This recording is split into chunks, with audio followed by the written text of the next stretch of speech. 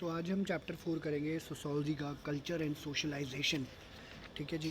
तो ये चैप्टर थोड़ा सा बड़ा है, फिफ्थ चैप्टर तो इस बुक का नहीं आ रहा है हमारा, तो 2-3 टॉपिक्स हम लोग करते हैं क्योंकि टाइम ही हो जाएगा उतने में। तो ठीक है, सॉरी फॉर टुडे। आप इसके लिए सीधा पेज नंबर 64 पे आइए, तो आपको मिलेगा diverse settings and different cultures. Diverse settings and different cultures यहीं से हम लोग करेंगे क्योंकि पीछे का इंट्रोडक्शन है, उसमें से खैर कुछ आता नहीं है। डाइवर्स सेटिंग्स डिफरेंट कल्चर्स आपका 4 मार्क्स का टॉपिक है, जो कि आपको स्कूल में दे देते हैं किसी न किसी तरीके से। बाकी जो बीच में आता है वो मैं आपको इन्फॉर्म कर देता हूँ कि क्या उसमें क्वेश्चन आएगा। ठीक है जी। तो हम लोग अगर इसको रिलेट करके चलेंगे तो जैसे कि हमने चैप्टर फर्स्ट पढ़ा था, तो उसमें हम लोगों ने देखा था प्लूरलिटीज़ एंड इनइक्वालिटीज़ के बारे में। आई होप आप लोगों को पता याद ही होगा प्लूरलिटीज़ एंड इनइक्वालिटीज़। तो मैंने आपको ये बताया था कि इंडिया जो है कल्चरली डाइवर्स नेशन है। बहुत तरीके की जाति, धर्म, जो है रेस, एथनिसिटीज़, काफ़ी सारे लोग यहाँ पे रह रहे होते हैं। तो इसलिए प्लूरलिटी इनइक्वालिटी बेसिकली साथ साथ चल रहा होता है। प्लूरलिटी भी है, इनइक्वालिटी क्यों है? क्योंकि हमारे इंडिया में ये देखा जाता है कि कोई ऊंची जाति का है, कोई नीची जाति का है, ऐसे बोलते हैं, कोई अपर क्लास है, कोई लोअर क्लास है, तो इस तरीके से हमें पता चल जाती हैं चीज़ें। तो डाइवर्स सेटिंग्स डिफरेंट कल्चर्स क्या एक्सप्लेन करते हैं? Humans live in a variety of natural settings like in the mountains and plains, in forest, clear lands, in deserts, river valleys, in islands and main lands. जैसे हम लोग plane वाले area में रहते हैं, कोई रूरल प्लेन्स में रहता है, कोई रिवर साइड रहता है, कोई कहीं रहता है, सब जगह देखा जाता है। एंड उसके हिसाब से ही जो है उनका सोशल सेटअप हो जाता है। जैसे हम लोग तो शहरों में रह रहे हैं, बड़ी ये मेगा सिटी है, जैसे हम लोग को देखा बोला जाता है कि मेगा सिटी है। कई लोग गांव में रह रहे होते हैं, कई लोग छोटे टाउन्स में रह रहे होते हैं। तो डिफरेंट एनवायरनमेंट में लोग जो है डिफरेंट स्ट्रैटेजीज जो है अडॉप्ट करते हैं ताकि वो नेचुरल और सोशल कंडीशंस को अडॉप्ट करके चले।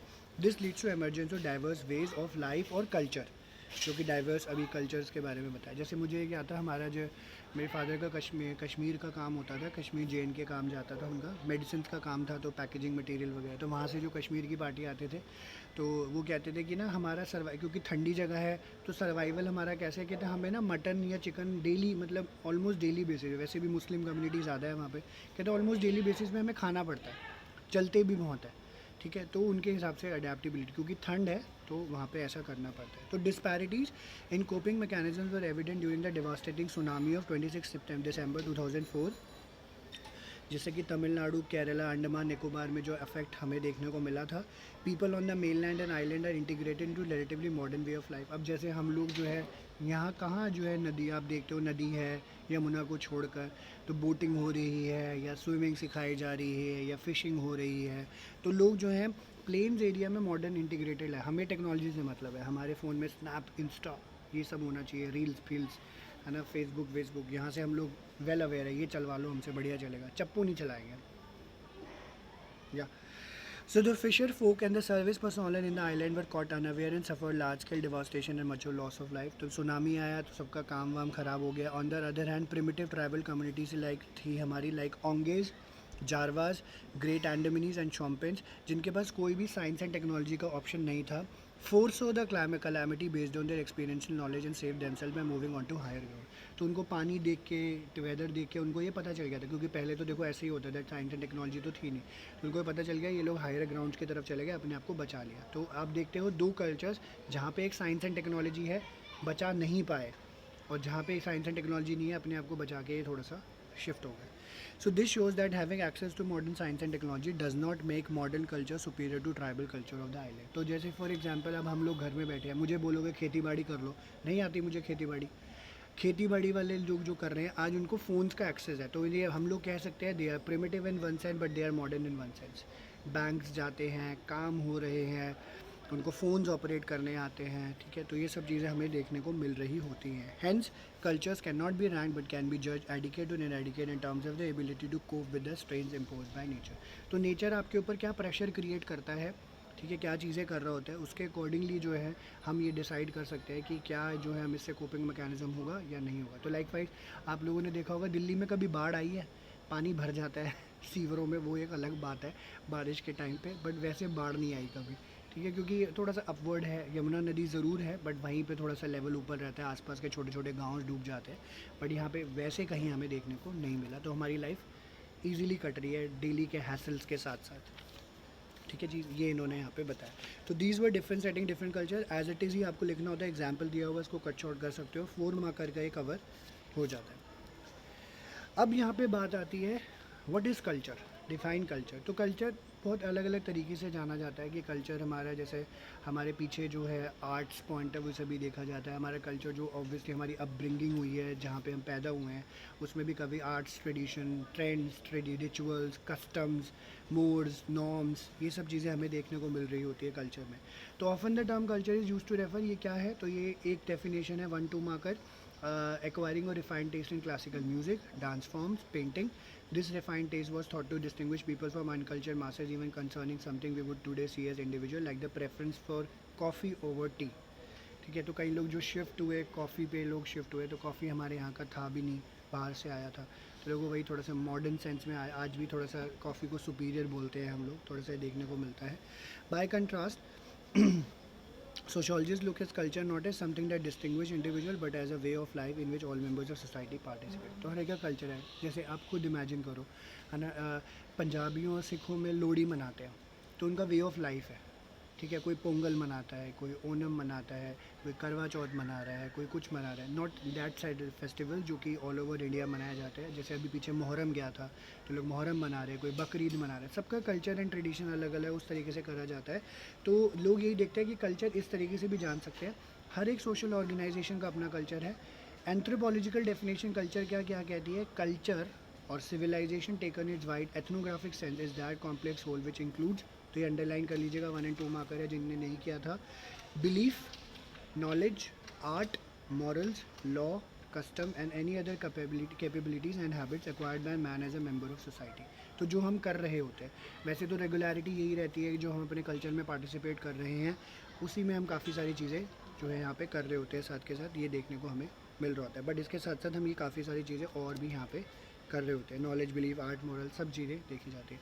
अच्छा, मैं बाहर बैठा हूँ, थोड़ा सी रोशनी कम हो रही होगी, तो कोई बात नहीं, 10 मिनट और लगेंगे, ठीक है, ये चीज़ बताइए। तो ये कल्चर की डेफिनेशन एक और थी। अब क्या कहते हैं, 2 जनरेशन्स के बाद founder of the functional school of anthropology Bronislaw Malinowski of Poland wrote culture comprises. तो ये डेफिनेशन स्पेसिफिक आ जाती है 1 मार्कर, तो ये मार्क कर लीजिएगा, फंक्शनल स्कूल वाली ब्रॉन्सिलो मैलिन्स्की की। इन्होंने बोला culture comprises inherited artifacts, goods, technical process, ideas, habits and values. ठीक है, तो एक दूसरा जो है एक तरीके से यहाँ पे इन्होंने पॉइंट दिया है जिससे हमें पता चल जाता है कि कल्चर क्या है। ठीक है जी।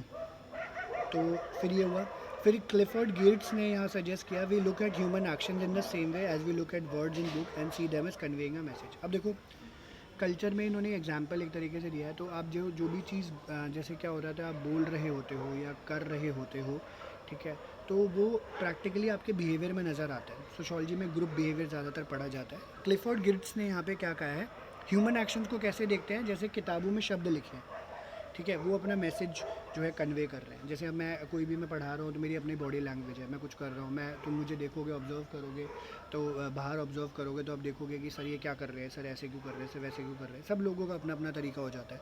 सो मैन क्या है, मैन इज़ एन एनिमल, हम लोग क्या है, सोशल एनिमल है। Suspended in the webs of significance he himself spun, हमने खुद ही ये जाल बुने हैं, खुद ही फंसे हुए हैं। I take culture to be those web, तो ये क्या है, जो वेब्स हैं वो कल्चर है।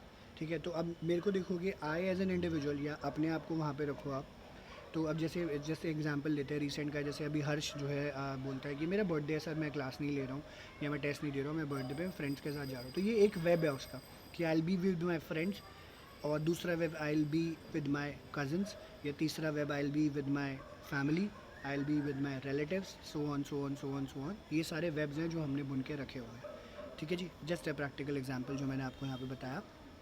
और the search is not for causal explanation but for interpretive one, that is in search for meaning. तो हम इसमें ना मीनिंग सर्च करते हैं, कॉजल एक्सप्लेनेशन नहीं है। तो हर्ष ने बोला मैं क्लास नहीं लूँगा, तो हमने पूछ लिया क्यों नहीं लोगे भाई, तो उसने बोला बर्थडे है।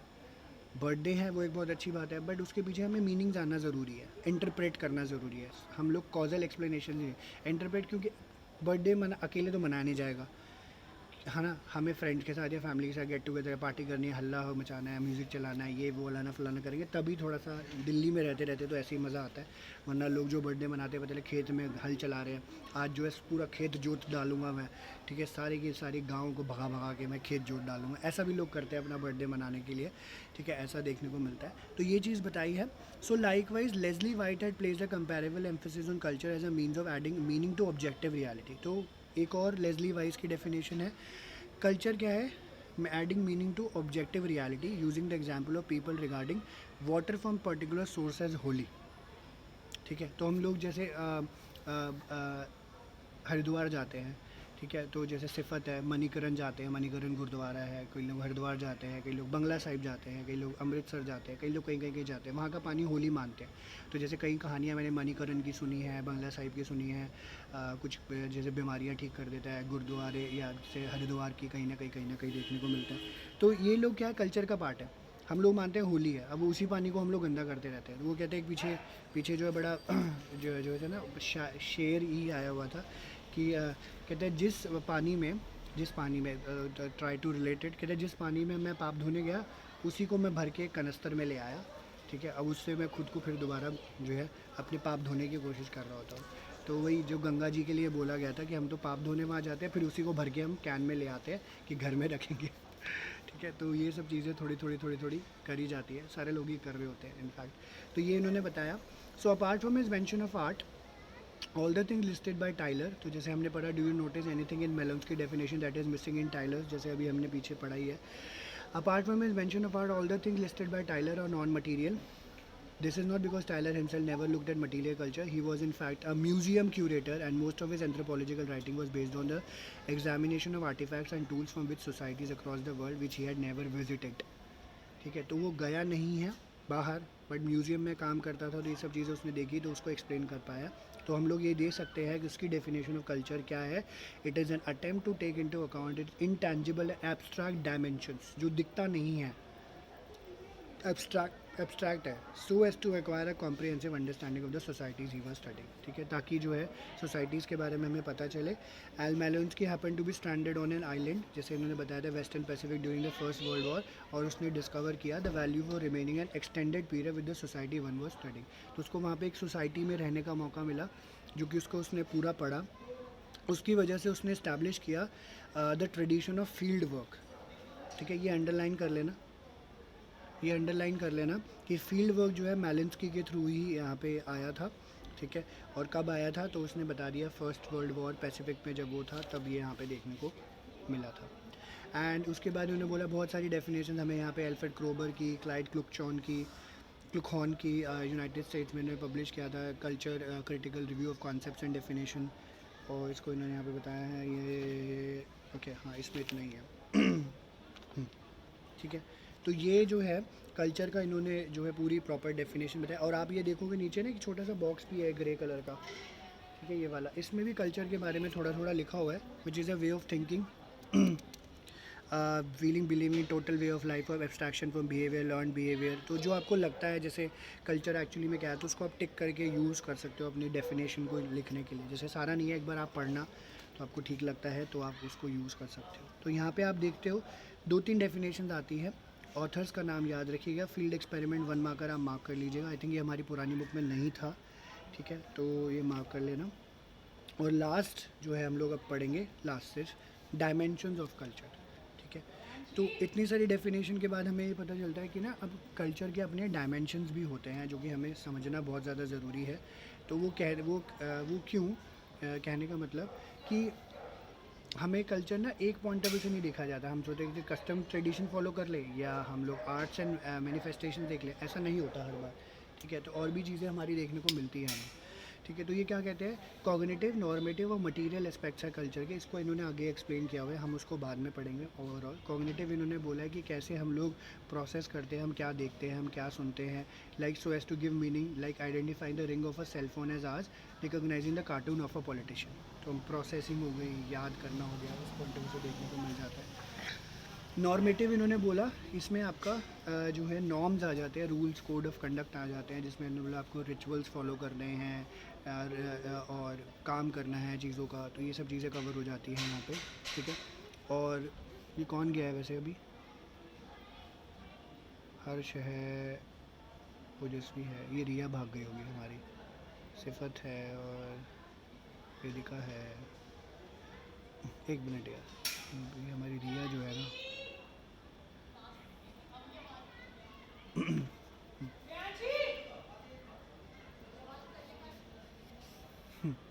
एक सेकेंड एक सेकेंड। तो नॉर्मेटिव में रूल्स एंड रेगुलेशन है, जैसे लोगों के दूसरों के लेटर नहीं हमें पढ़ने, रिचुअल्स परफॉर्म करने हैं, बर्थ एंड द डेथ, शादी वाले रिचुअल्स हैं, ये सब चीज़ें देखने को मिलती है। और मटेरियल एस्पेक्ट्स, जैसे इन्होंने यहाँ पे क्या बोला है, this includes any activity made possible by means of materials. Materials also include tools and machines. Example include internet chatting using rice flour paste to design column on the floors. ये सब चीज़ें जो है मटेरियल एस्पेक्ट्स में use करके चलते हैं, बाकी हम लोग बाद में एक्सप्लेन कर लेंगे। तो ये 3 डायमेंशंस आपको लिखने को आती है। 4 मार्कर का यूजली ये क्वेश्चन ये वाला आ जाता है आपका कि डायमेंशन ऑफ कल्चर क्या है। इन्होंने इसको आगे एक्सप्लेन किया हुआ है, वो हम लोग बाद में करते हैं। थोड़ा सा आज मैं लेट भी हो गया था, आज हम इतना ही करेंगे क्योंकि ओजस्वी को जाना होता है, तो वो थोड़ा सा वो रह जाता है। क्या इतना समझ आया ओजस्वी, तुम्हें समझ आया इतना? हाँ जी सर। ठीक है, क्लियर है, कोई डाउट तो नहीं है ना? नहीं सर। ठीक है, हर्ष तुम्हें क्लियर है?